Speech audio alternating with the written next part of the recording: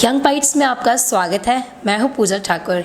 आज के हमारे विमेन एम्पावरमेंट के प्रोग्राम में मैं आपको मिलवाने जा रही हूं डॉक्टर गुरमीत गुजराल, जो एक डाइटिशियन है और हमें ये टिप्स देंगे कि किस तरह से हमें हेल्दी रहना चाहिए, क्या हमें खाना चाहिए, क्या हमें नहीं खाना चाहिए। तो आइए ले चलते हैं इनके पास और सबसे पहले इनसे शुरुआत करते हैं कि इनकी जर्नी यहाँ तक की कैसे रही। मैम, आपका बहुत बहुत स्वागत है यंग बाइट्स में। Thank you so much Pooja. Thank you. जिस तरह से हमारे प्रोग्राम की शुरुआत जो होती है, वुमेन एम्पावरमेंट का हमारा प्रोग्राम है, इस पे हम शुरुआत में यही जानते हैं कि आपकी जर्नी कैसे रही, यहाँ तक का सफ़र आपका कैसा रहा, उसके बारे में सबसे पहले जानेंगे आपसे। पूजा, जैसे मैं डाइटिशियन हूँ, आप जानते हैं मेरा जो ये जो डाइट बनाना, लोगों को डाइट्स प्रिस्क्राइब करना, ये मेरा शुरू से ही पैशन रहा है। जब मैं कॉलेज में थी, इवन कि कॉलेज में मैं जब मेडिकल स्ट्रीम में थी, तब भी जो मेरा मेन जो फोकस रहता था ना, वो ये रहता था कि कौन क्या खा रहा है, कैसे खा रहा है, कितना खा रहा है। तो मेरा हमेशा जो डाइट की तरफ कुकिंग मेरा पैशन रहा है। कुकिंग करना मुझे शुरू से, जब से कुकिंग करना आप शुरू करते हो 10th 12th स्टैंडर्ड में, तो मेरे को तब से शौक़ है अलग अलग डिशेस बनाना। फिर उसके बाद मेरा जो शौक़ है वो बढ़ता गया कि किस में कितनी कैलोरीज होती हैं, कौन से फूड कॉम्बिनेशन खाने चाहिए अपनी हेल्थ को ठीक रखने के लिए। तो ये मेरा, आप कह सकते हैं कि बचपन से ही मेरा ये फूड जो है, ये मेरा पैशन रहा है जी। तो बस फिर यही पैशन मुझे, मेरे पैशन हो तो आपके ड्रीम्स पूरे हो सकते हैं, है ना। तो मैं कह सकती हूँ कि ये मेरा पैशन था। पैशन की वजह से ही आज मैं यहाँ खड़ी हूँ। आज मैं जहाँ पे अपने आप को देखती हूँ, ये मेरा पैशन ही मुझे खींच के यहाँ तक ले आया है। उसके बाद फिर मैंने जब ग्रेजुएशन की, मास्टर्स की, उसके बाद जब मास्टर्स करने के बाद मैंने काफ़ी देर तक आई डिड चैरिटी वर्क्स। मैं हॉस्पिटल्स में, इवन विद रेड क्रॉस और बहुत सारी जगह पे मैं फ्री में डाइट प्लान बनाती थी लोगों के। जैसे कुछ मुझे लोग कॉल करते थे, या जैसे घर पे भी कोई भी मैं हमारा डाइट, और मुझे लगा कि जो भी मैं किसी को प्लान्स देती हूँ या किसी को फूड प्रिस्क्राइब करती हूँ, वो काफ़ी इफ़ेक्टिव होते थे। जो भी मेरे से कोई सलाह लेता था फूड के बारे में, तो उसके बाद जब भी आप किसी को सलाह देंगे, उसके बाद आपका ये वेट रहता है कि अब आपको इसका रिस्पॉन्स कैसे मिलने वाला है। थोड़े दिनों के बाद आप खुद ही पूछते हो कि अच्छा, मैंने आपको वो चीज़ बताई थी, वो आपको कैसा लगा खा के।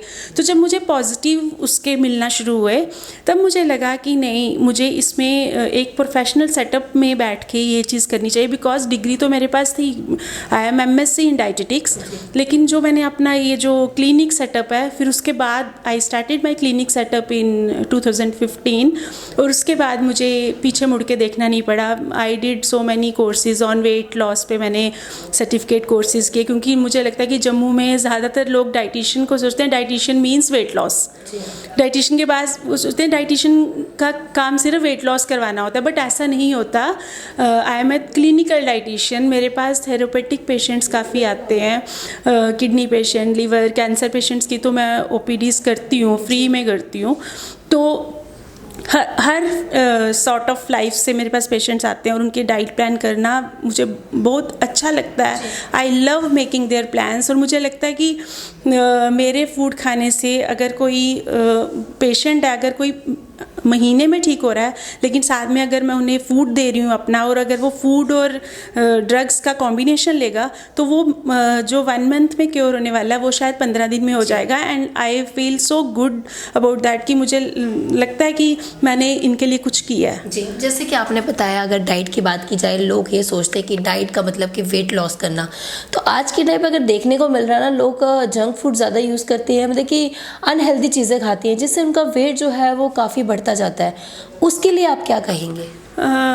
पूछा, मुझे लगता है कि जो जंक फूड, फास्ट फूड, आजकल ये ना ज़्यादातर खाना एक साइड पे है, लेकिन ये ज़्यादा फैशन बन गया है कि जब तक आप जंक नहीं खा रहे, या फास्ट फूड्स नहीं खा रहे, आपको लगता है कि आप ज़माने के साथ नहीं चल रहे हो। अगर आप किसी को बोलते हो कि मैं तो फास्ट फूड नहीं खाता, या मैं मैकडॉनल्ड्स नहीं जाता, या मैं KFC, या आप नहीं जा रहे हो ऐसी जगहों पे, तो आपको अगला सोचेगा कि शायद ये बहुत बैकवर्ड है, इसको पता ही नहीं है कि दुनिया कहाँ जा रही है।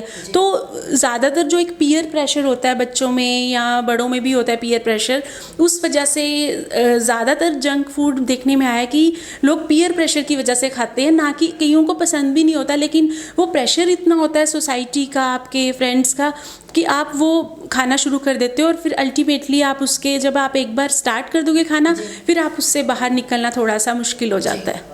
तो जैसे कि अगर हम चाइनीज़ फूड की बात की जाए, हर कोई खाना से पसंद करता है, मोमोज़ की बात की जाए या कुछ भी बात की जाए, लेकिन उसके क्या साइड इफ़ेक्ट रहते हैं वो उसको नहीं पता होता, या चाहे पता भी होता है लेकिन रोज़मर्रा की ज़िंदगी में उनकी आदत बन चुकी होती खाना, उससे कैसे निजात पा सके वो, कि उनके जो अनहेल्दी चीज़ें वो खा रही, लेकिन ऐसा हमें क्या कुछ खाना चाहिए जो उसका असर ना हो।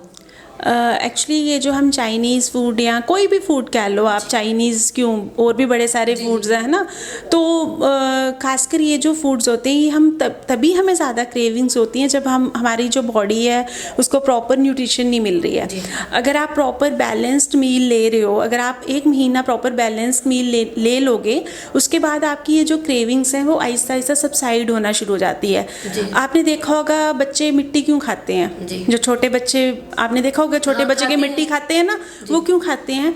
फिर हम उन्हें डॉक्टर के पास लेके जाते हैं और डॉक्टर उन्हें कुछ मल्टीविटामिन देते हैं और वो ठीक हो जाते हैं, क्योंकि उनकी बॉडी में वो न्यूट्रिएंट्स की डेफिशिएंसी होती है और वो डेफिशिएंसी को पूरा करने के लिए बच्चों में क्रेविंग्स होती हैं और वो मिट्टी खाते हैं। इसी तरह ह्यूमन बीइंग, अब बड़े जो हैं एडल्ट्स हैं, वो मिट्टी तो नहीं खाएंगे, बट आप सोच सकते हो कि जो हम जंक फास्ट खाते हैं वो हम अपनी उन्हीं क्रेविंग्स को ना ख़त्म करने के लिए हम वो चीज़ें खाते हैं, और जितना हम उसको खाएंगे उतनी ज़्यादा क्रेविंग्स बढ़ेंगी। इसके लिए क्या करना चाहिए? इसके लिए हमें ये है कि हमें घर का होम कुक फूड खाना चाहिए। हमें अपने बच्चों को जो ज़्यादातर मोटिवेट करना चाहिए कि हमें, अगर आपको अपनी ओबेसिटी भी कंट्रोल में रखनी है, अपना वेट कंट्रोल में रखना है, तो हमें कुक, उसके लिए मुझे लगता है थोड़ा सा अवेयरनेस करवानी पड़ेगी, जैसे स्कूल्स में या कॉलेजेस में, जहाँ पे बच्चे ज़्यादा जंक, वहीं उसी एज ग्रुप के बच्चे ज़्यादा जंक खाते हैं, तो वहाँ पे अवेयरनेस कैंप्स करवाए जाएँ, या वहाँ के टीचर, प्रिंसिपल्स या स्कूल्स के या कॉलेजेस के एक इनिशिएटिव लें कि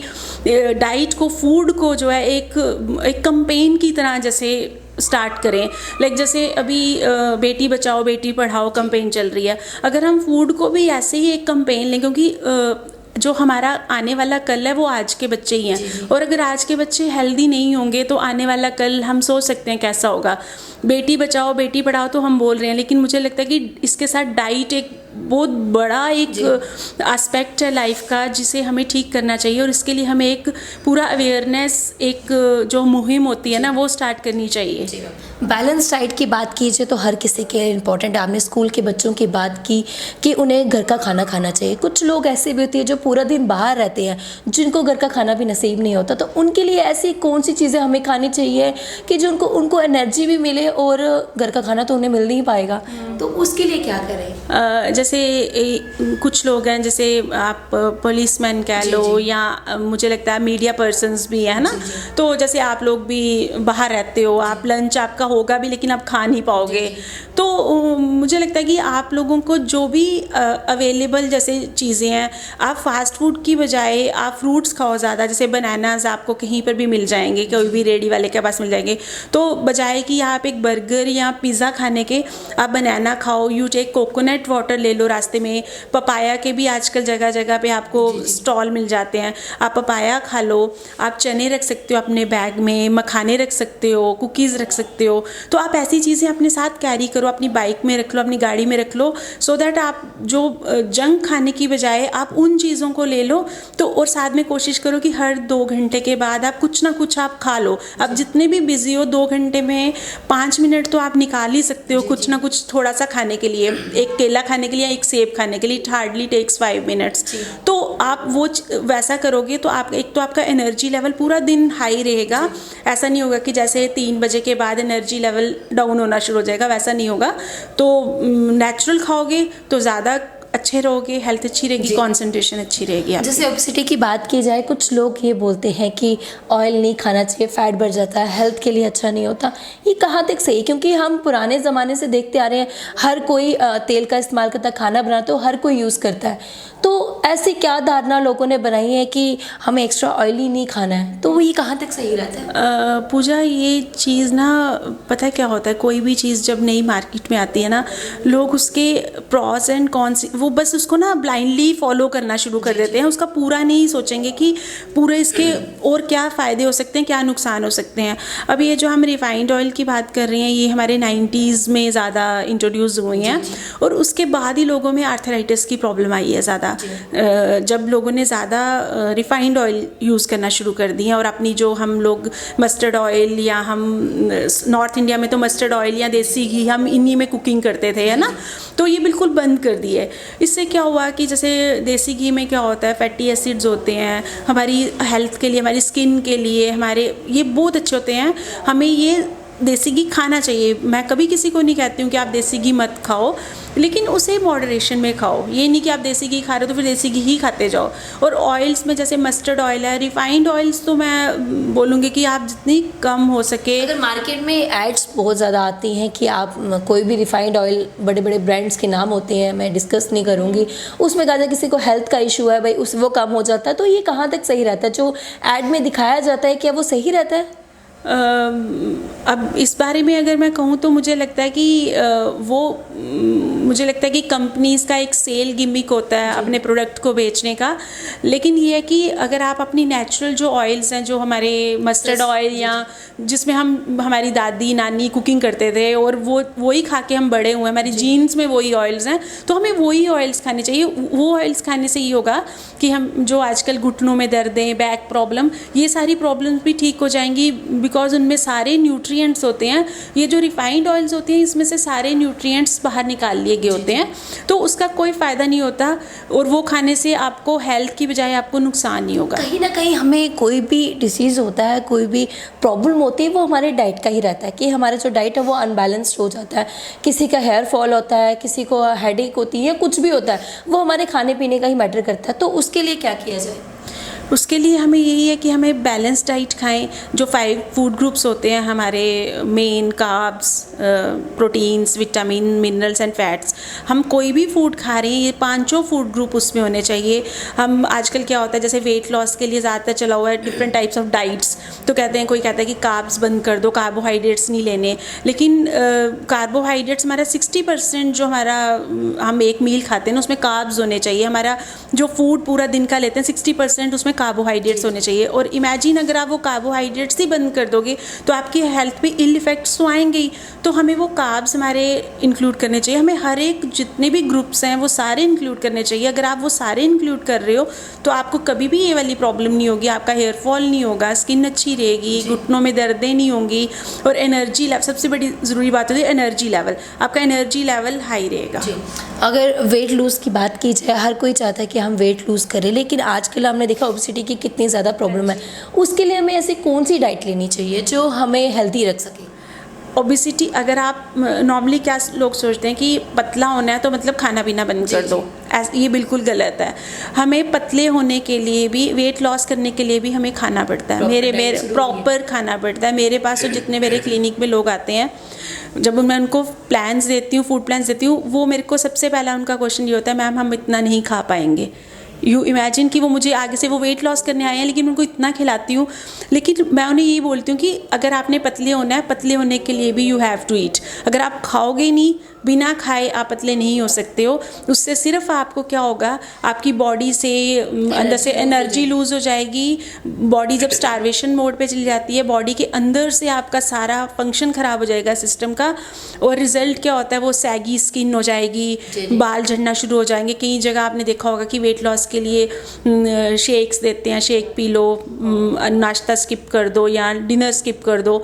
तो मुझे लगता है वो सारे गलत तरीके हैं पतले होने के। पतले होने के लिए आप एक प्रॉपर बैलेंस डाइट खाओगे, अगर उस तरीके से आप पतले हो जाओगे ना तो इट रिमेन सस्टेनेबल, कि आपने जितना भी वेट लूज़ किया, whether you lost 5 kg 10 kg और 20 kg, इट रिमेन स्टेबल। ऐसा नहीं होगा कि once you stop that diet और again you are on the same weight. Weight lose करने के लिए कुछ टिप्स जो हमारे व्यूअर्स हैं देख रहे हैं उनके लिए? वेट लॉस करने के लिए जो सबसे बड़ी पहली टिप है वो ये है कि आप प्रॉपर खाइए, सारे मील्स खाइए, फ्रीक्वेंट खाइए। हर 2-3 घंटे के बाद आप कुछ ना कुछ खाओ, बैलेंस में खाओ, जंक थोड़ा सा अवॉइड करो, पानी पियो, वाटर की इनटेक थोड़ी 8 to 10 glasses, not more than that.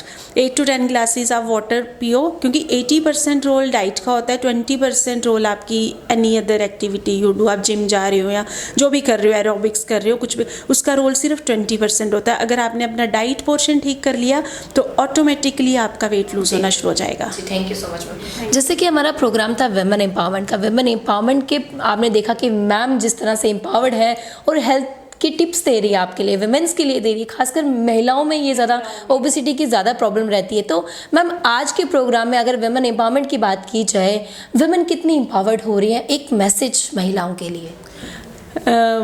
आज का हमारा चल रहा है, दौर चल रहा है, इसमें अगर आप अपने जम्मू कश्मीर को देख लो तो हमारा जम्मू की लेडीज़ ही इतनी एम्पावर्ड हैं। We have so many womens in Jammu जो इतना अच्छा काम कर रही हैं सोसाइटी के लिए, सोशली एक्टिव हैं, और NGOs चल रही हैं जो आगे वुमेंस को एम्पावर कर रही हैं। तो मुझे लगता है कि हम अब लेडीज़ आगे आना शुरू हुई है, अब लेडीज़ को अपना पता चलना शुरू हुआ है कि हम भी वो सब कर सकते हैं जो एक मेल कर सकता है, वुमेन भी उनके बराबर है, आगे कुछ करती हैं। और लेडीज़ जो एक मेल है वो तो सिर्फ अपना बाहर का कर रहा है, लेकिन लेडीज़ है वो अपनी एम्पावरमेंट के साथ वो बच्चों को भी एम्पावर करनी है, अपने घर को, अपनी फैमिली को, क्योंकि उनका काम तो सब जगह पे है ना। अब बच्चों को भी देखना है, हस्बैंड को भी देखना है, फैमिली को भी देखना है, रिश्तेदारी को भी देखना है।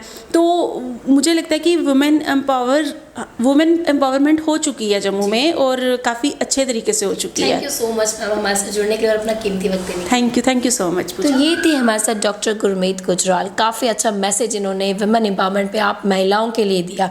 इसके साथ ही हमें हेल्थ के टिप्स दिए कि हमें क्या खाना चाहिए, क्या नहीं खाना चाहिए। ये सोच हमारी बहुत ही गलत है कि वेट लूज़ करने के लिए हमें कुछ खाना ही नहीं चाहिए, क्योंकि एनर्जी भी जो है वो बहुत ज़रूरी है। अगले हफ्ते ऐसी किसी शख्सियत से फिर से आपको रूबरू करवाएंगे। तब तक के लिए देखते रहे यंग बाइट्स।